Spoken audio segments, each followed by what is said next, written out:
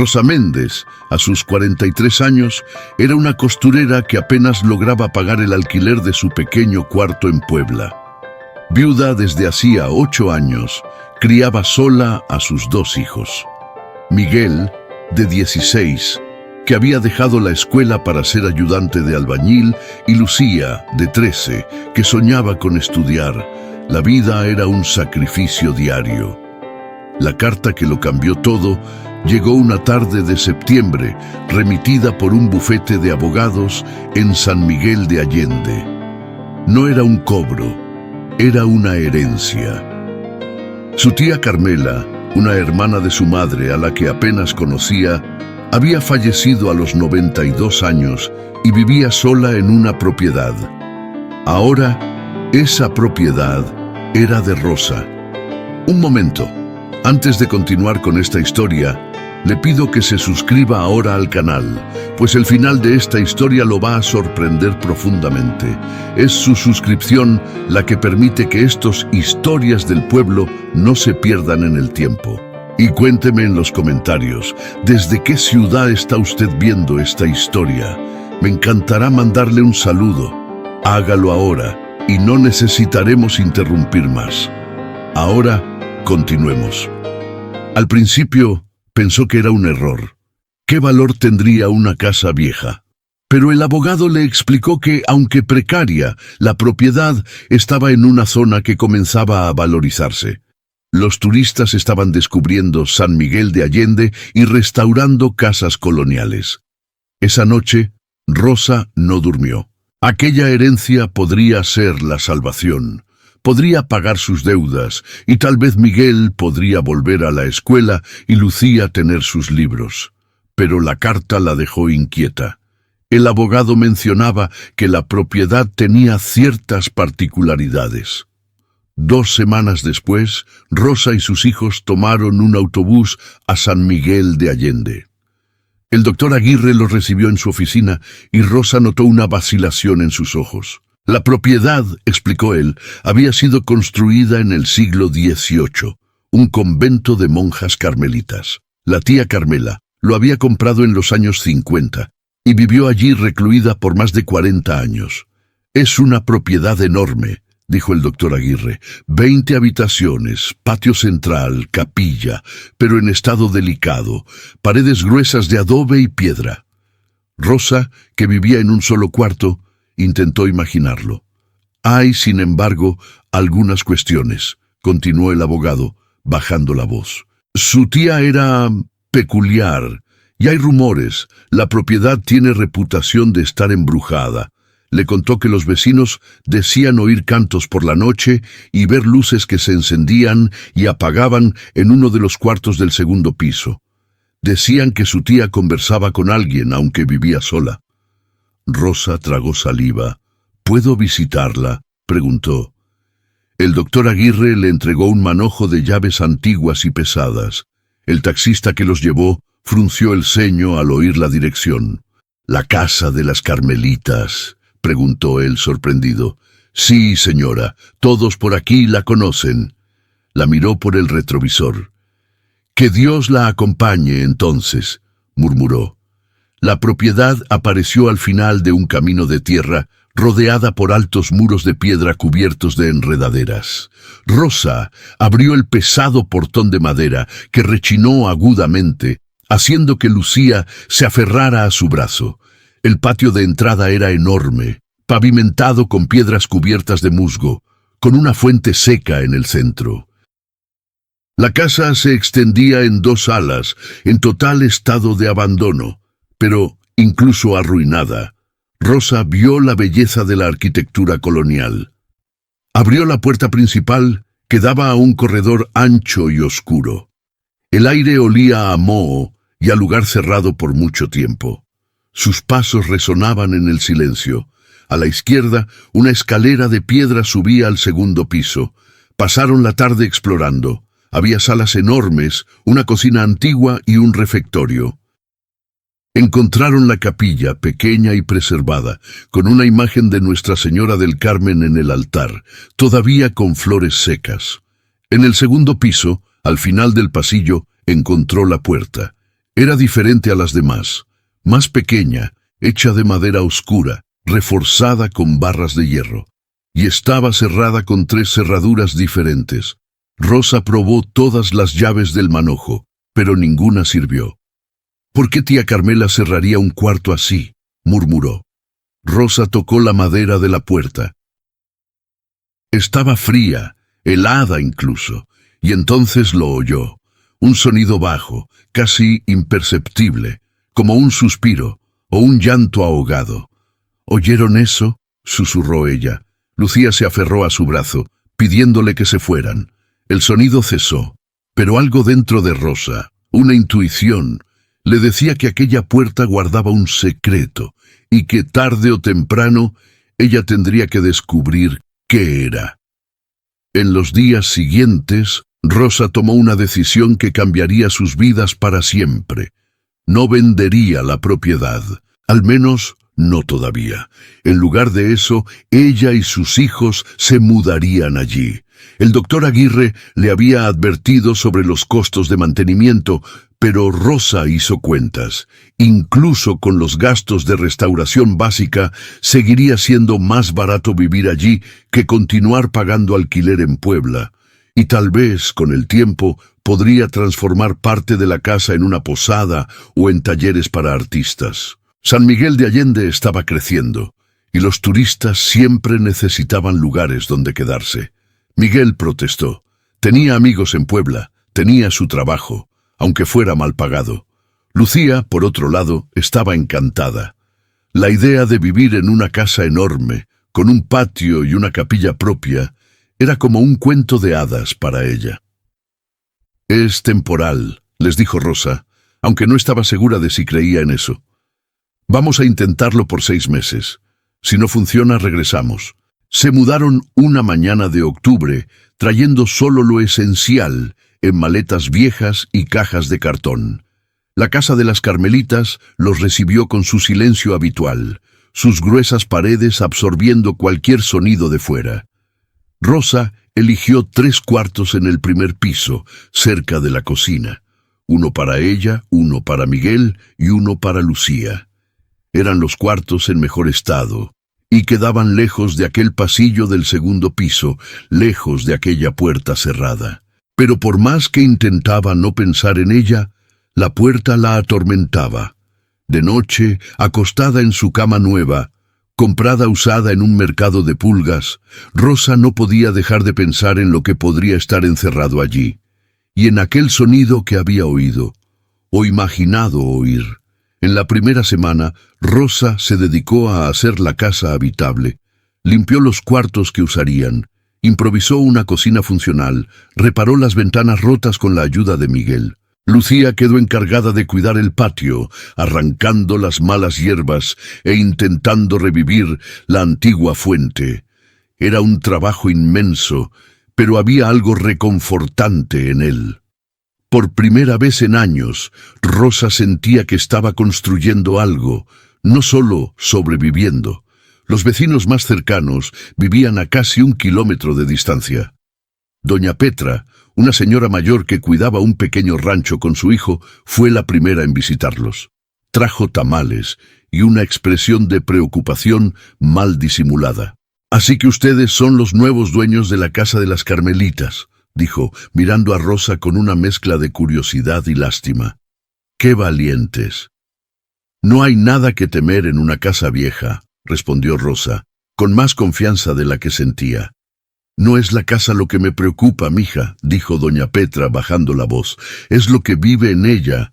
Su tía Carmela, que Dios la tenga, era una buena mujer pero atormentada. Siempre decía que no estaba sola allí, que había un alma en pena que necesitaba ayuda». «¿Usted cree en eso?», preguntó Rosa. Doña Petra se santiguó. «Creo en lo que vi con mis propios ojos. Muchas noches, pasando por aquí, veía una luz en el segundo piso. Una luz de vela que se movía de un lado a otro, como si alguien estuviera caminando, y oía cantos, no como los de la iglesia, sino tristes, melancólicos, como un lamento». Rosa sintió un frío recorrerle la espalda. ¿Y usted sabe de dónde venían esos sonidos? Del cuarto cerrado, respondió doña Petra, y sus ojos eran serios. Todos saben sobre ese cuarto. Su tía nunca hablaba de él, pero una vez, hace años, me dijo algo extraño. Dijo que había una monja allí, esperando. ¿Esperando qué? No lo sé, no explicó nada más. Esa noche Rosa no pudo dormir. Acostada en la oscuridad, oía todos los sonidos de la casa vieja, el crujir de las vigas de madera, el viento silbando por las rendijas, el tintineo distante de algo que podría ser cualquier cosa. Y entonces, alrededor de la medianoche, lo oyó otra vez. Un canto, bajo, casi inaudible, pero definitivamente un canto. Una voz femenina entonando algo que Rosa no reconocía. No era un canto de iglesia, no era un canto folclórico, era algo más antiguo, más triste. Rosa se levantó, el corazón martilleando en el pecho. Se puso una bata y tomó una linterna vieja. El pasillo estaba sumido en la oscuridad. Caminó despacio, iluminando el camino, hasta llegar a la escalera que llevaba al segundo piso. El canto se hacía más claro a medida que subía. Venía definitivamente del final del pasillo, de aquella puerta cerrada. Rosa se detuvo frente a ella, la mano temblando mientras sostenía la linterna. La puerta parecía vibrar con ese sonido, como si la madera misma estuviera cantando, y entonces, de repente, el canto se detuvo. El silencio fue tan abrupto que Rosa casi gritó. Apoyó la oreja en la puerta conteniendo la respiración. «¿Quién está ahí?», susurró sintiéndose ridícula, pero tenía que preguntar, tenía que saber. No hubo respuesta, solo silencio, un silencio tan profundo que Rosa podía oír su propia sangre latiendo en sus oídos. Volvió al cuarto, pero no pudo dormir el resto de la noche. En los días siguientes, Rosa intentó encontrar a alguien que pudiera abrir esa puerta. Llamó a un cerrajero de la ciudad, un hombre joven con gafas que trajo un maletín lleno de herramientas. Examinó las cerraduras, intentó con varias ganzúas, pero después de una hora se rindió. «Estas cerraduras son antiguas, muy antiguas», dijo, rascándose la cabeza. «Y parecen haber sido hechas a medida. Nunca vi nada así. Para abrir, va a necesitar las llaves originales o va a tener que derribar la puerta». «¿Derribar?», repitió Rosa. «Sí, pero mire el grosor de esa madera». Golpeó la puerta con los nudillos, produciendo un sonido sordo. «Va a necesitar un hacha y mucha fuerza, y aún así, con esas barras de hierro, no va a ser fácil». Rosa le agradeció y lo despidió. No quería destruir la puerta, al menos no todavía. Había algo en esa puerta que exigía respeto, como si fuera más que solo madera y hierro. Como si fuera una frontera entre mundos. Decidió buscar las llaves. Si la tía Carmela había cerrado ese cuarto, las llaves tenían que estar en algún lugar de la casa. Y así, Rosa comenzó una búsqueda metódica. Rebuscó en todos los muebles que la tía había dejado, todos los armarios, todos los cajones. Buscó debajo de las camas, detrás de los cuadros, dentro de libros viejos. Lucía la ayudaba, convirtiendo aquello en una especie de búsqueda del tesoro, mientras Miguel ponía los ojos en blanco, pero secretamente también parecía intrigado. Fue Lucía quien encontró la primera pista. Estaba explorando la capilla cuando notó algo extraño en la base de la imagen de Nuestra Señora del Carmen.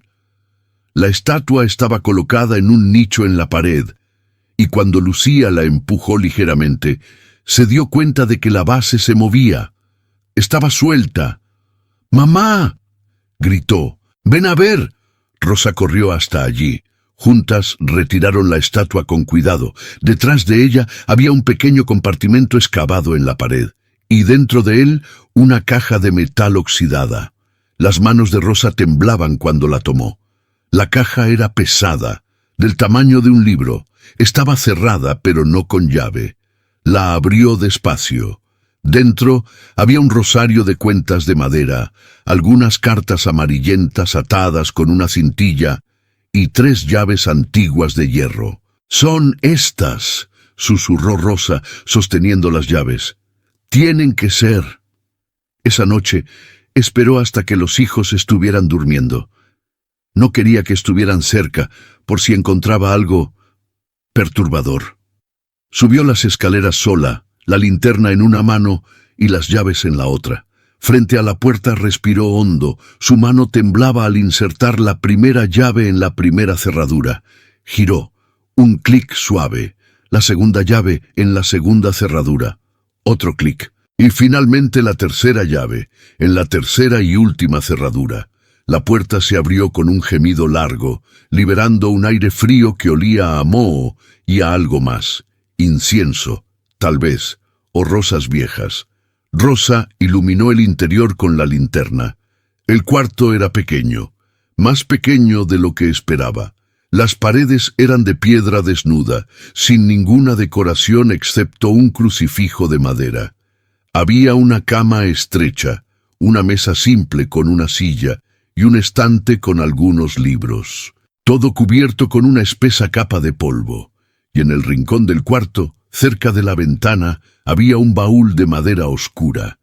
Rosa entró despacio, sus pasos dejando marcas en el polvo. El cuarto parecía intacto desde hacía décadas, tal vez siglos. Había algo de solemne en él, algo de sagrado, como si fuera un santuario. Se acercó al baúl y con cuidado levantó la tapa. No tenía candado. Dentro encontró ropas antiguas, un hábito de monja cuidadosamente doblado de tela gruesa y negra. Debajo del hábito, más cartas, decenas de ellas atadas en fajos.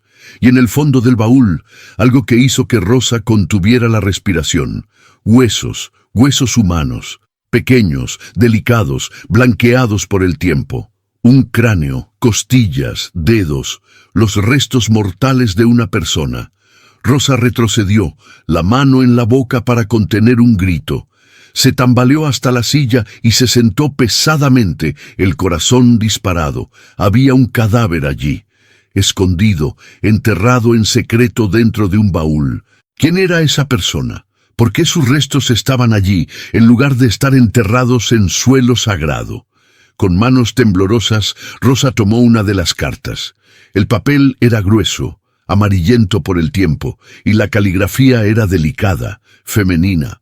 Comenzó a leer, a la luz de la linterna, y conforme leía, un pasado olvidado comenzó a revelarse. La carta estaba fechada en 1789. Estaba firmada por Sor María de la Luz. Y comenzaba así: «Mi amado Joaquín, te escribo sabiendo que estas palabras son pecado a los ojos de Dios y de la Iglesia, pero mi corazón ya no puede soportar el silencio». Rosa leyó carta tras carta, la historia desplegándose ante sus ojos como las páginas de un libro prohibido. Sor María de la Luz había sido una joven monja del convento de las Carmelitas. Tenía apenas 18 años cuando tomó los votos, no por vocación, sino por obligación. Su familia la había enviado al convento porque no tenía dote para casarla. Allí debía vivir en clausura, en oración perpetua, hasta el fin de sus días. Pero entonces conoció a Joaquín. Él era un pintor, contratado por el convento para restaurar los frescos de la capilla. Un hombre joven, de talento y belleza, que venía de Guanajuato. Durante meses, él trabajó en la capilla, y María lo observaba a través de las rejas del coro, fascinada por sus manos habilidosas, por la forma en que transformaba colores en imágenes sagradas. Y Joaquín también la notó. Los intercambios de miradas se convirtieron en susurros robados. Los susurros se convirtieron en cartas pasadas secretamente, y las cartas revelaron un amor imposible, prohibido, condenado desde el inicio. Las cartas de María estaban llenas de dolor y deseo. Describía la agonía de amar a alguien que no podía tener, de desear una vida que le era negada. Joaquín respondía con promesas, promesas de que encontraría una forma, de que la sacaría de allí, de que vivirían juntos, lejos del convento, lejos de las reglas que los separaban, pero alguien los descubrió. Rosa encontró la última carta de María. Era diferente a las otras, más corta, más desesperada. Joaquín, lo saben, el padre Domínguez descubrió nuestras cartas. Exige que confiese, que me arrepienta, que declare nuestro amor como obra del demonio. Pero no puedo, no me arrepiento de amarte. Si esto es pecado, entonces soy pecadora. Pero es el único pecado que mi alma abraza con alegría. Me van a castigar, sé que lo harán. La Madre Superiora ya decretó mi castigo. Clausura perpetua, en el cuarto más alejado, donde nunca más veré la luz del día. Pero eso ya no importa, porque prometiste que vendrías, que me rescatarías, y yo esperaré, mi amor. Esperaré aquí en este cuarto frío hasta que vengas. Esperaré hasta mi último suspiro. La carta no tenía fecha, pero Rosa intuyó que había sido escrita poco antes. Delfín. Buscó más cartas, pero no había más de María. Había, sin embargo, un documento. Un registro oficial, escrito en latín arcaico, con el sello del obispado. Rosa no sabía latín, pero reconoció algunas palabras. Sor María de la Luz, clausura, muerte natural, y una fecha, 15 de marzo de 1790. María había muerto en clausura, y su cuerpo nunca fue enterrado propiamente. Había sido dejada allí, en ese cuarto, olvidada. Pero, ¿por qué? ¿Por qué no le habían dado un entierro cristiano? Rosa siguió buscando. En el fondo del baúl, debajo de los huesos, encontró otro documento.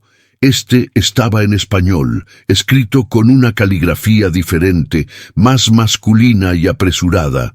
Era un testamento, o mejor dicho, una confesión. Yo, Joaquín de los Reyes, pintor de Guanajuato, escribo estas palabras para que la verdad sea conocida, aunque llegue demasiado tarde.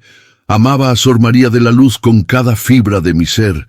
Prometí rescatarla, prometimos huir juntos, pero cuando lo intenté, me lo impidieron. El padre Domínguez, que administraba el convento, descubrió nuestros planes. Me amenazó. Dijo que si no me iba de inmediato, sería arrestado y acusado de corromper a una novia de Cristo. Y dijo más, que si intentaba llevármela, ella sería ejecutada por herejía. Aterrorizado, huí. La abandoné. Salvé mi propio pellejo mientras ella permanecía prisionera en ese cuarto frío. Volví 2 años después, cuando supe que el padre Domínguez había dejado el convento. Vine a buscar a María para cumplir finalmente mi promesa, pero era demasiado tarde. Había muerto. Las monjas me dijeron que había sido de fiebre, que había sido enterrada en el cementerio del convento, pero no les creí. Exigí ver su tumba, y entonces una monja mayor con remordimiento en los ojos me contó la verdad. María no murió de fiebre, murió de pena, de hambre, de frío. Fue encerrada en ese cuarto y olvidada.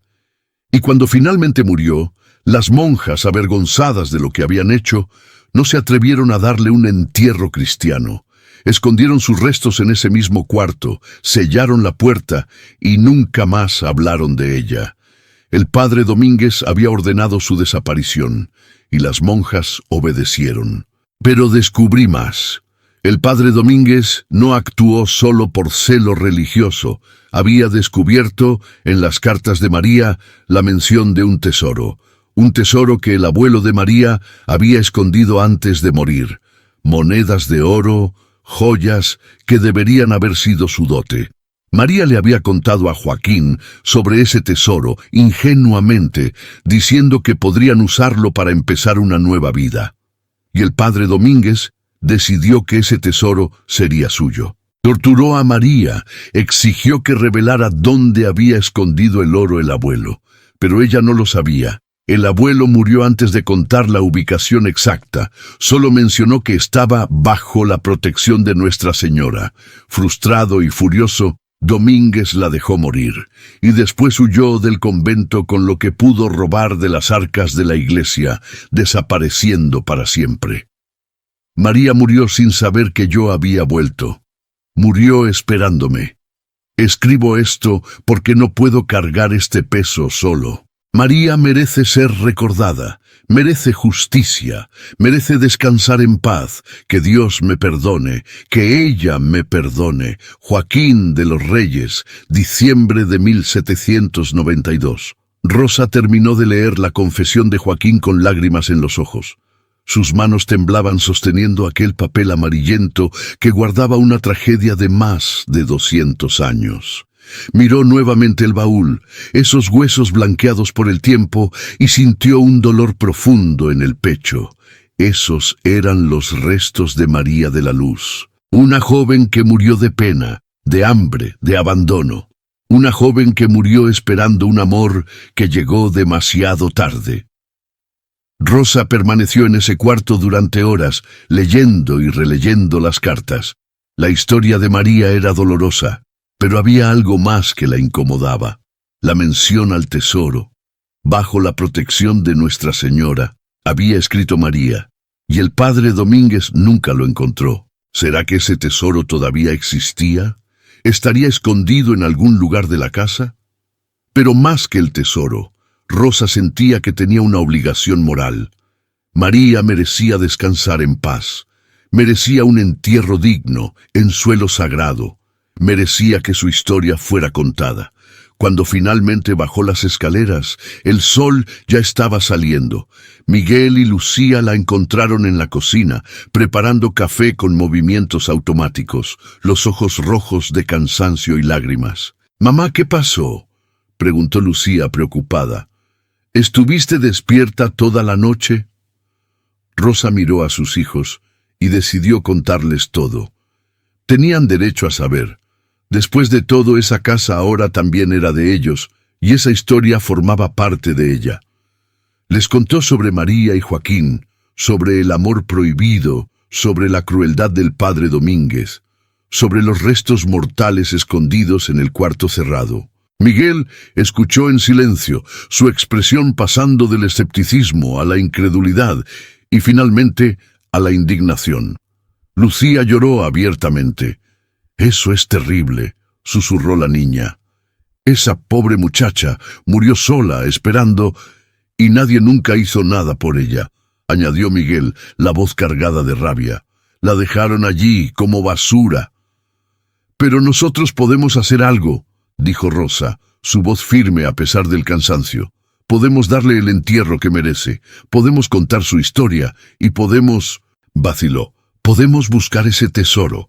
Si existe, tal vez sea lo que María quería, que fuera usado para construir algo bueno, para ayudar a alguien». En los días siguientes, Rosa buscó al párroco de la iglesia principal de San Miguel de Allende. El padre Benítez era un hombre mayor, de cabellos blancos y manos temblorosas, pero sus ojos eran gentiles. Ella le contó toda la historia, mostrándole las cartas, la confesión de Joaquín, los documentos oficiales del convento. El padre escuchó en silencio, su rostro volviéndose cada vez más grave. Cuando Rosa terminó, suspiró profundamente.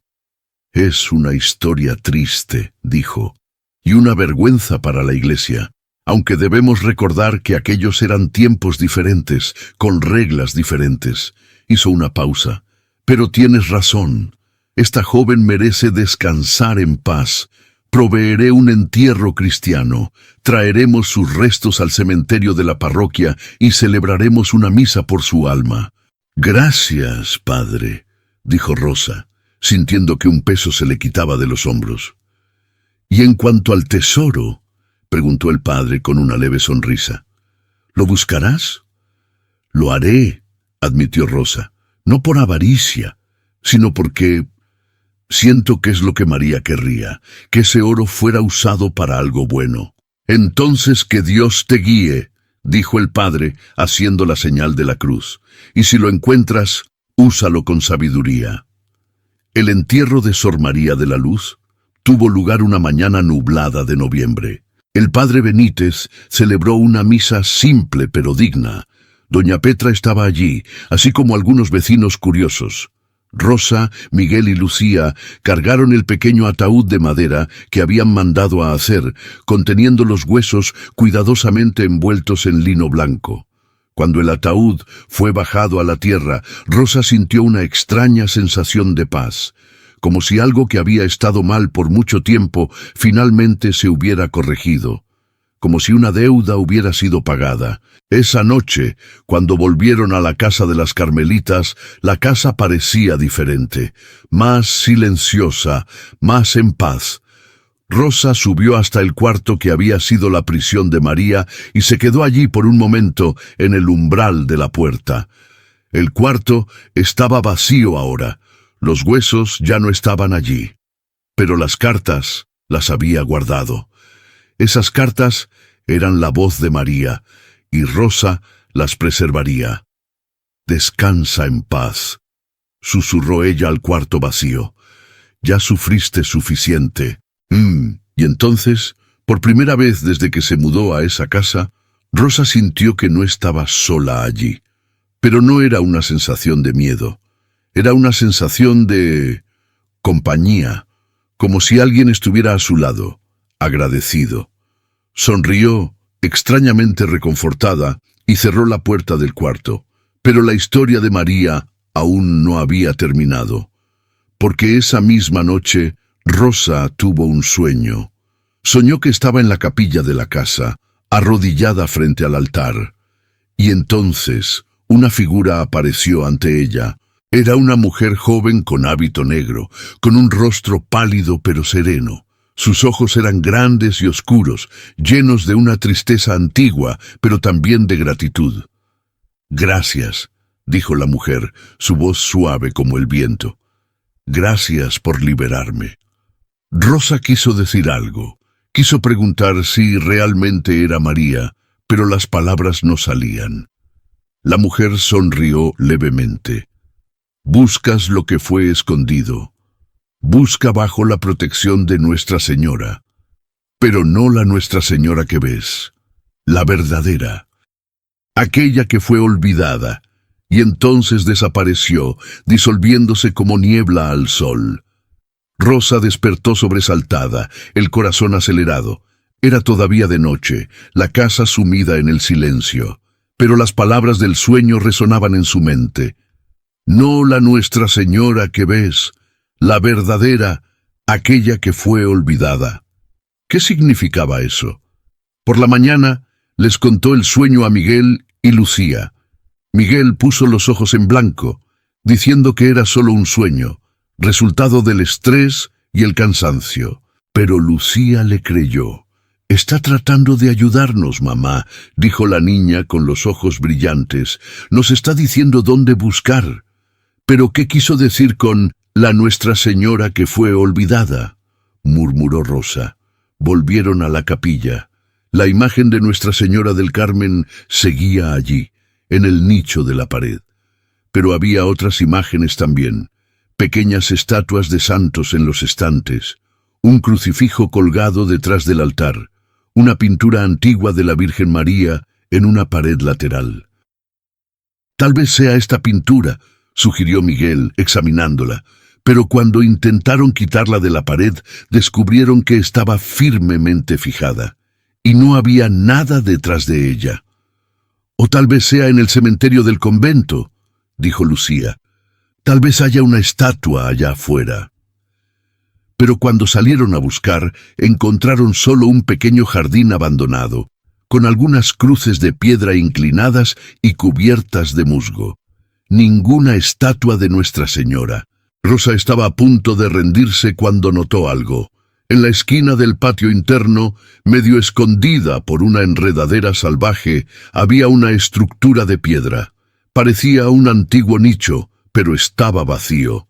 La enredadera había cubierto casi todo, haciéndolo casi invisible. «¡Qué extraño!», murmuró Rosa acercándose. «¿Por qué habría un nicho vacío aquí?». Comenzó a arrancar la enredadera, y Miguel vino a ayudarla. Poco a poco, revelaron la estructura completa. Era un nicho elaborado, esculpido en piedra, con detalles florales y querubines, y en la base, apenas visible bajo décadas de suciedad, había una inscripción. Rosa frotó la suciedad con las manos, revelando las palabras: a Nuestra Señora de la Esperanza, 1750. Nuestra Señora de la Esperanza, leyó Rosa en voz alta. Esta debe ser la Nuestra Señora olvidada. La estatua que debería estar aquí desapareció. Pero si la estatua fue robada o destruida, ¿cómo vamos a encontrar el tesoro?, preguntó Miguel frustrado. Rosa examinó el nicho más de cerca. Había algo extraño en él. La base parecía sólida, pero cuando golpeó ligeramente con los nudillos, oyó un sonido hueco. «Miguel, trae una pala», dijo ella, el corazón acelerándose. «Creo que necesitamos cavar». Cavaron durante horas. El sol estaba alto cuando finalmente la pala de Miguel golpeó algo sólido. No era piedra, era madera. Con cuidado, limpiaron la tierra alrededor, revelando la tapa de una caja grande, enterrada hacía siglos bajo el nicho. La madera estaba podrida en algunos lugares, pero aún intacta en otros.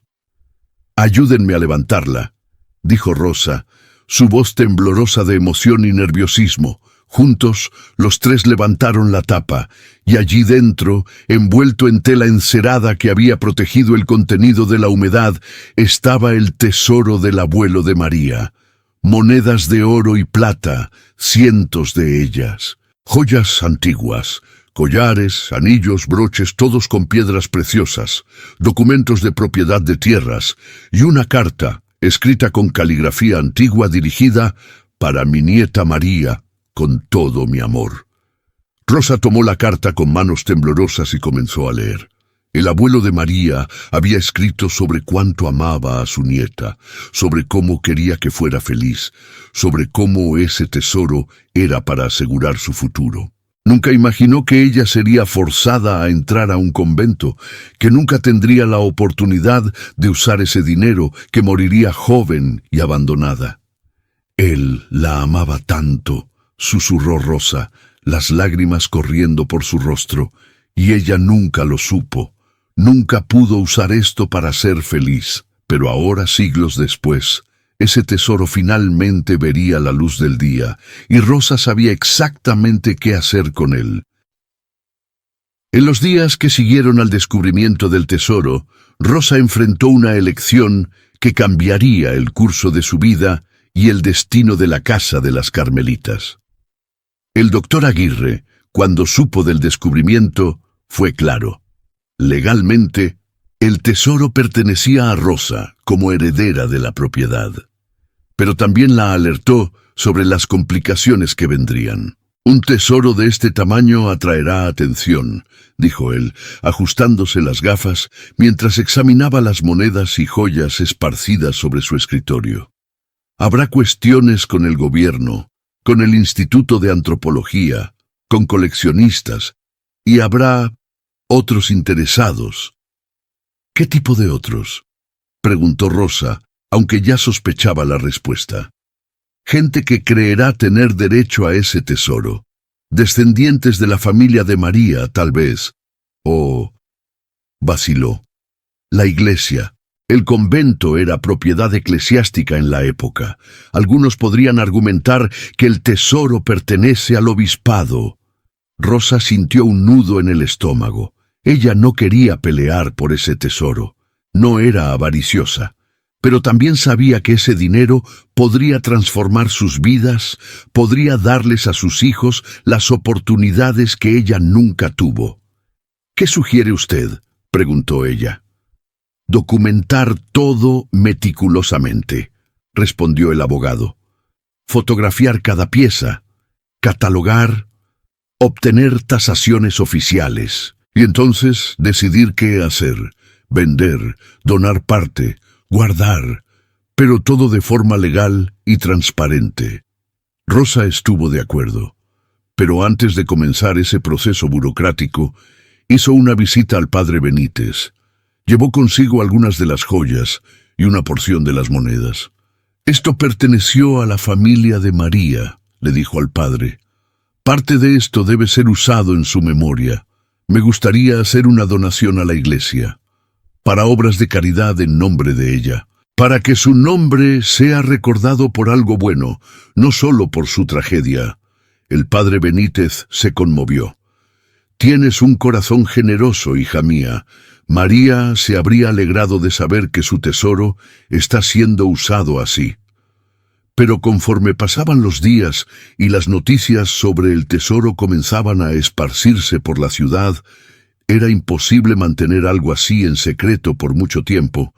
Rosa comenzó a darse cuenta de que su vida tranquila en San Miguel de Allende estaba llegando a su fin. Primero vinieron los curiosos, turistas que querían ver la casa embrujada donde se encontró el tesoro. Rosa tuvo que cerrar el portón con candado y poner letreros de propiedad privada. Después vinieron los periodistas. Querían entrevistarla, fotografiar la casa, escribir artículos sobre el tesoro de la monja fantasma. Rosa rechazó a la mayoría, pero concedió una entrevista a un periódico local, contando la historia de María de forma respetuosa, enfocándose en la injusticia que había sufrido. Y entonces vinieron los problemas de verdad. Un hombre apareció en la oficina del doctor Aguirre, presentándose como Francisco Domínguez y Salazar. Afirmaba ser descendiente directo del padre Domínguez y exigía su parte del tesoro. El doctor Aguirre lo echó educadamente, pero la amenaza de un proceso legal flotaba en el aire. No tiene base legal, le aseguró el abogado a Rosa.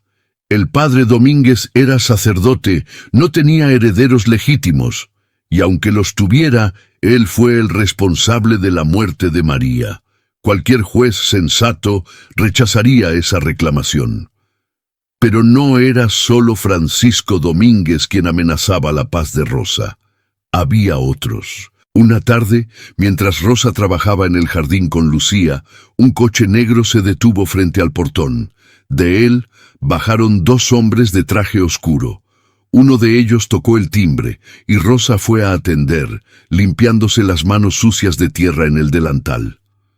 —¿Señora Méndez? —preguntó el hombre más alto, un sujeto de ojos fríos y sonrisa calculada. —Mi nombre es Roberto Salinas. Represento a un grupo de inversionistas interesados en su propiedad. —No está en venta —respondió Rosa inmediatamente.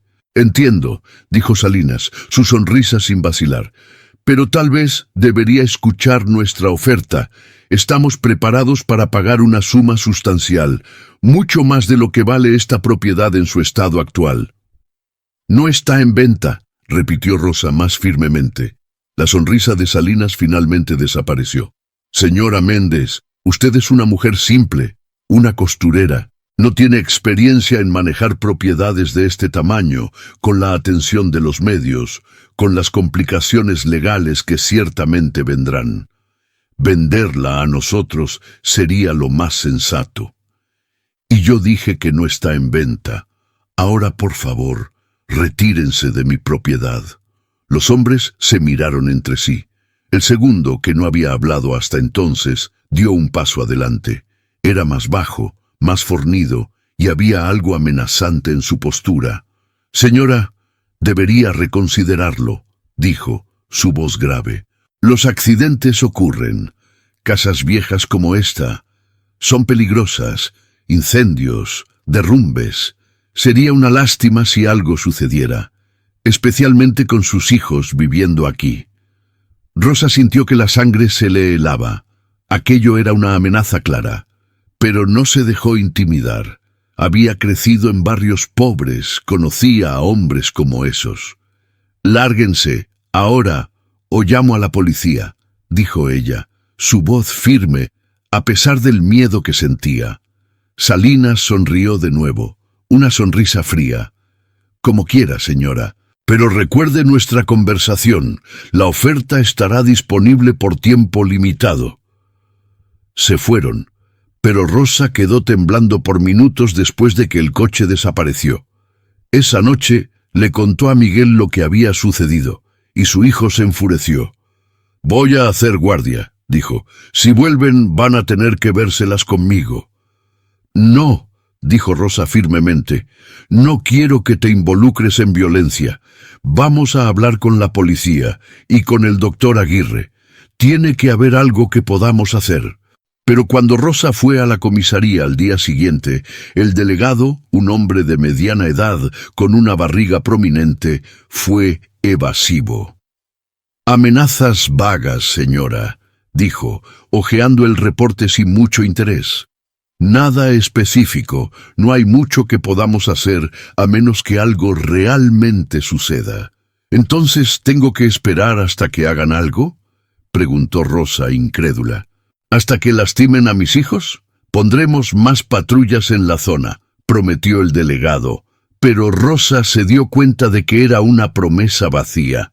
Volvió a casa sintiéndose más vulnerable que nunca.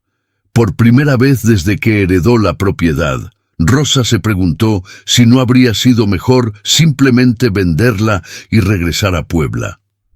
Al menos allí estaban seguros. Al menos allí nadie los amenazaba. Pero entonces pensó en María, en cómo esa joven mujer había sido víctima de la avaricia, de la crueldad, del abuso de poder. Y Rosa se dio cuenta de que huir, rendirse, sería como dejar que la injusticia venciera de nuevo. No, no se rendiría. Esa casa era suya, ese tesoro era suyo. Y lo usaría para construir algo bueno, algo que honrara la memoria de María. Pero para eso necesitaría ayuda. Fue entonces que Rosa buscó a doña Petra. La anciana la recibió en su casa simple, sirviéndole café y galletas caseras mientras escuchaba toda la historia. «Esos hombres», dijo doña Petra, su rostro arrugado fruncido por la preocupación, «son peligrosos. Conozco gente como ellos. Vinieron aquí hace algunos años intentando comprar tierras de los campesinos para construir un resort. Quien no vendía, sufría. Ganado moría misteriosamente. Cosechas eran incendiadas. Hasta que el pueblo se unió». «¿Se unió?», repitió Rosa. «Sí, mija.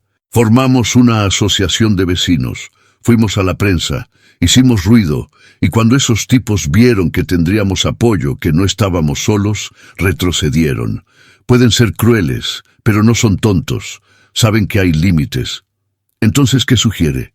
Que hagas lo mismo. Une a la comunidad, cuenta tu historia, la historia de María, de la injusticia que sufrió, de cómo quieres usar ese tesoro para algo bueno. La gente te apoyará. Y esos hombres lo pensarán 2 veces antes de amenazar a alguien que tiene a la comunidad respaldándola». Rosa lo consideró. Tenía sentido. No estaba sola. Tenía vecinos, tenía al padre Benítez, tenía al doctor Aguirre. Tenía una historia que valía la pena contar. En los días siguientes, Rosa trabajó incansablemente. Con la ayuda del padre Benítez, organizó una reunión en la iglesia invitando a los habitantes de la región. Más de 100 personas aparecieron, curiosas sobre la historia del tesoro. Rosa lo contó todo, sobre María y Joaquín, sobre el amor prohibido, sobre la crueldad del padre Domínguez, sobre cómo María murió abandonada, olvidada, y sobre cómo su tesoro, escondido por siglos, ahora podría ser usado para hacer el bien. «Quiero restaurar la casa de las Carmelitas», dijo, su voz resonando en la iglesia abarrotada. «Quiero transformarla en un centro cultural. Un lugar donde los artistas puedan trabajar, donde los jóvenes puedan aprender oficios, donde la historia pueda ser preservada, en memoria de María, que nunca tuvo la oportunidad de vivir sus sueños, pero cuyo legado puede ayudar a otros a vivir los suyos». La gente aplaudió. Doña Petra se levantó, apoyando públicamente el proyecto. El padre Benítez habló sobre la importancia de la justicia y la redención. Otros vecinos ofrecieron ayuda, carpinteros, albañiles, pintores, todos dispuestos a trabajar en la restauración. La historia llegó a los periódicos más grandes. Un reportero de la Ciudad de México vino a hacer un reportaje. Un canal de televisión local pidió permiso para filmar un documental. De repente, la casa de las Carmelitas y la historia de María eran conocidas en todo México. Y entonces sucedió algo que Rosa no esperaba. Empezaron a llegar cartas, decenas de ellas, de personas comunes de todo el país, ofreciendo apoyo, donaciones, palabras de aliento. Una mujer de Monterrey escribió que también había enviudado y criado a sus hijos sola, y que la historia de Rosa la había inspirado. Un hombre de Guadalajara envió un cheque modesto pero significativo, diciendo que quería contribuir al centro cultural. Una maestra de Oaxaca preguntó si podía llevar a sus alumnos a visitar, para que aprendieran sobre la historia de María. Rosa leía cada carta con lágrimas en los ojos. No estaba sola, nunca lo había estado. Pero Roberto Salinas y sus asociados no se rindieron tan fácilmente. Una noche, 2 semanas después de la reunión en la iglesia, Rosa se despertó con olor a humo. Saltó de la cama, el corazón disparado, y corrió a la ventana. En el patio, cerca del antiguo nicho donde habían encontrado el tesoro, había una pequeña fogata. Alguien había invadido la propiedad e intentado incendiar la enredadera seca que cubría una de las paredes. ¡Miguel! ¡Lucía!, gritó Rosa corriendo a despertar a sus hijos. ¡Fuego! ¡Fuego! Juntos corrieron con cubetas de agua, apagando las llamas antes de que se extendieran. No era un incendio grande, probablemente había sido planeado para asustar, no para destruir por completo. Pero el mensaje era claro. Rosa llamó a la policía. Esta vez, el delegado vino personalmente, acompañado de 2 oficiales. Encontraron huellas, evidencia de que alguien había saltado el muro del fondo. «Voy a poner una patrulla aquí esta noche», prometió el delegado, esta vez con más seriedad. «Y voy a investigar a ese Roberto Salinas. Si él está detrás de esto...» «Lo está», dijo Rosa con certeza. «Estoy segura». Pero probarlo sería difícil. Hombres como Salinas eran cuidadosos, no dejaban rastros directos. En los días siguientes, la paranoia se instaló en la casa de las Carmelitas. Miguel dormía con un palo de escoba al lado de la cama. Lucía tenía pesadillas, y Rosa, exhausta pero determinada, continuaba planeando la restauración, rehusándose a ser intimidada. Fue entonces que algo extraño sucedió. Una noche, Rosa estaba trabajando hasta tarde, revisando presupuestos en la mesa de la cocina, cuando oyó un sonido, un canto, bajo, suave, viniendo de algún lugar de arriba. El canto de María. Rosa subió las escaleras, siguiendo el sonido. La llevó hasta el cuarto que había sido la prisión de la monja, el cuarto que ahora estaba vacío. La puerta estaba entreabierta, y por ella salía una luz suave, pálida, como si fuera la luz de una vela. Rosa empujó la puerta despacio. El cuarto estaba vacío, pero en el centro de él, flotando en el aire, había una forma luminosa. Una mujer con hábito negro, su rostro sereno pero sus ojos llenos de urgencia. «María», susurró Rosa, aunque sabía que parecía una locura hablarle a un fantasma. La aparición asintió con la cabeza, y entonces, sin palabras, apuntó hacia la pared, hacia un punto específico, cerca del suelo. Rosa se acercó, se arrodilló, examinó la pared. Parecía sólida, pero cuando presionó ligeramente, sintió que algo cedía. Un ladrillo suelto. Con cuidado, lo retiró. Detrás había un pequeño espacio vacío. Y dentro, un sobre lacrado. Rosa tomó el sobre. Se volteó para agradecer a la aparición, pero María ya había desaparecido. El cuarto estaba oscuro de nuevo, vacío, silencioso. Con manos temblorosas, Rosa abrió el sobre. Dentro había una carta. No era antigua como las otras. Era reciente, escrita con caligrafía moderna, Era de la tía Carmela. Querida Rosa, si estás leyendo esto, significa que encontraste el tesoro y despertaste a los espíritus de esta casa. María me visitaba a mí también, ¿sabes?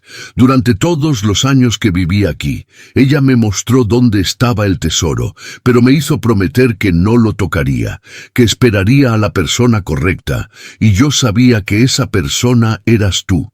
Pero necesitas saber algo. El padre Domínguez tuvo un descendiente, un hijo ilegítimo que tuvo antes de convertirse en sacerdote. Ese linaje continuó, y sus descendientes siempre quisieron esta propiedad. Siempre supieron por historias de familia que había un tesoro aquí. El hombre que está intentando comprarte esta casa, Roberto Salinas, se casó con una Domínguez. Él conoce la historia y está determinado a tener lo que cree que es suyo por derecho. Pero no lo es. María me dejó claro que el tesoro debía ir a alguien que lo usara con bondad, no con avaricia. Y tú eres esa persona, Rosa. En esta carta hay también algo más. Documentos que prueban que el padre Domínguez robó a la iglesia antes de huir. Documentos que muestran sus deudas, sus crímenes. Úsalos si los necesitas. Pueden protegerte. Que Dios te bendiga, mi sobrina. Tienes un corazón fuerte. Sigue luchando. Tía Carmela. Rosa leyó la carta varias veces. Su corazón acelerado. Los documentos que Carmela mencionaba estaban allí. Copias de registros antiguos, de confesiones, de deudas. Pruebas de que el padre Domínguez había sido un ladrón y un asesino. Y eso lo cambiaba todo. Al día siguiente, Rosa llevó los documentos al doctor Aguirre. El abogado los examinó cuidadosamente, sus ojos abriéndose de par en par mientras leía. Esto es increíblemente valioso, dijo. No solo históricamente, sino legalmente. Si Roberto Salinas o cualquier Domínguez intenta reclamar el tesoro, estos documentos prueban que el padre Domínguez era un criminal. Sus descendientes no tienen derecho moral o legal a nada. ¿Entonces estamos a salvo?, preguntó Rosa esperanzada. Legalmente sí, pero hombres como Salinas, ellos no siempre respetan la ley. El abogado hizo una pausa. Recomiendo que haga públicos estos documentos. Déselos a los periódicos, a los historiadores. Cuanta más gente sepa la verdad, más difícil será para Salinas actuar en su contra. Rosa estuvo de acuerdo. Y así, la historia completa de María de la Luz fue finalmente revelada al mundo. Los periódicos publicaron artículos detallados sobre el padre Domínguez, sobre sus crímenes, sobre cómo había torturado y matado a una joven monja por avaricia. La familia Domínguez fue expuesta, su vergonzosa historia sacada a la luz. Roberto Salinas se enfureció. Intentó demandar a los periódicos por difamación, pero los documentos eran auténticos, irrefutables. Su reputación fue destruida. Y cuando la policía comenzó a investigar más profundamente sus conexiones con otros crímenes, sus negocios sospechosos, se dio cuenta de que había perdido. La atención de los medios, el apoyo de la comunidad a Rosa, y ahora las evidencias históricas que destruían cualquier reclamación moral de su familia, todo eso lo forzó a retroceder. Una tarde, Rosa recibió una carta de él. No era una amenaza esta vez, era casi una rendición. Señora Méndez, reconozco que subestimé su determinación. Mi oferta por la propiedad queda retirada. Le deseo suerte en su proyecto, corto, frío, pero definitivo. Rosa le mostró la carta al doctor Aguirre, que sonrió satisfecho. Sabe cuándo está derrotado. Hombres como él siempre lo saben. Usted ganó, Rosa. Pero Rosa no sentía que había ganado una batalla, sentía que había cumplido una promesa. La promesa que le había hecho a María, incluso sin palabras, de que su historia sería contada, de que se haría justicia, de que su sufrimiento no sería olvidado. Esa noche, Rosa subió nuevamente al cuarto vacío. Se quedó allí, en el umbral de la puerta, mirando el espacio donde los restos mortales de María habían permanecido por tanto tiempo. «Hicimos lo correcto», susurró ella al silencio. «Su historia está siendo contada. Su tesoro será usado para el bien, y aquellos que la lastimaron. Su verdad ha sido revelada. Descanse en paz, María. Ya sufrió bastante». Y por primera vez desde que abrió esa puerta, Rosa sintió que el aire del cuarto era más ligero, como si un peso antiguo hubiera sido finalmente levantado, como si un alma atrapada por siglos entre este mundo y el próximo hubiera encontrado finalmente la paz. Cerró la puerta suavemente y bajó las escaleras. Miguel y Lucía estaban en la cocina preparando la cena juntos, conversando y riendo. La casa, antes tan aterradora y melancólica, ahora parecía llena de vida, llena de posibilidades. Rosa se unió a ellos, y por primera vez en mucho tiempo se sintió verdaderamente en casa. Pero la historia de María aún tenía un último capítulo por escribir. Un capítulo de redención, de justicia, de esperanza, y ese capítulo apenas estaba comenzando. Los meses que siguieron fueron de transformación. Con el tesoro de María y el apoyo creciente de la comunidad, Rosa comenzó la restauración de la casa de las Carmelitas. No fue fácil. La propiedad estaba en estado precario, con vigas podridas y paredes agrietadas. Pero Rosa no estaba sola. Doña Petra trajo carpinteros, el padre Benítez movilizó voluntarios, y Miguel, que antes se quejaba, ahora trabajaba con orgullo al lado de los albañiles, aprendiendo el oficio. Lucía fue quien trajo el alma de vuelta a ese lugar, plantando flores en el patio y organizando la biblioteca. Rosa usó el tesoro con sabiduría. Parte fue donada al Museo Regional de San Miguel de Allende, contando la historia de María. Otras piezas fueron vendidas para generar fondos para la restauración. Guardó solo algunas joyas, no por avaricia, sino como un símbolo de esperanza. La restauración llevó casi un año. Hubo días en que Rosa pensó en rendirse, pero el recuerdo de María, privada de sus sueños, la detenía. La historia atrajo atención nacional. Documentales y artículos fueron escritos sobre el amor prohibido y la injusticia. Con esa atención vinieron donaciones de personas comunes y fundaciones culturales. Rosa, que siempre había luchado por cada centavo, ahora tenía recursos para hacer algo significativo. El Centro Cultural fue inaugurado en una tarde soleada de octubre. Cientos de personas asistieron. La casa de las Carmelitas estaba transformada. Las paredes, antes descascaradas, brillaban en tonos de ocre.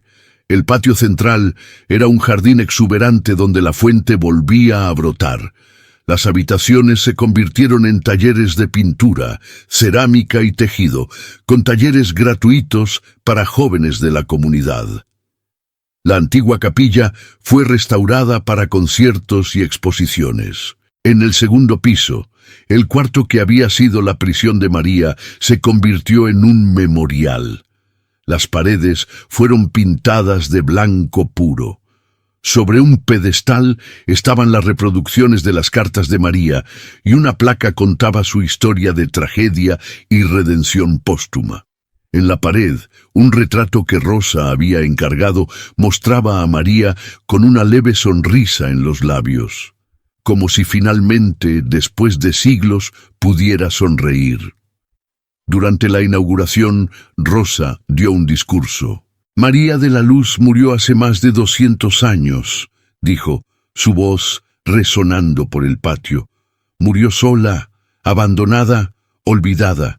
Murió esperando una justicia que nunca llegó, pero hoy ya no está olvidada. Su tesoro finalmente está cumpliendo su propósito. De esta injusticia estamos creando algo bueno, algo que durará generaciones». Los aplausos resonaron, Miguel y Lucía miraban a su madre con un orgullo que hizo que el corazón de Rosa se desbordara. Después de la ceremonia sucedió algo inesperado.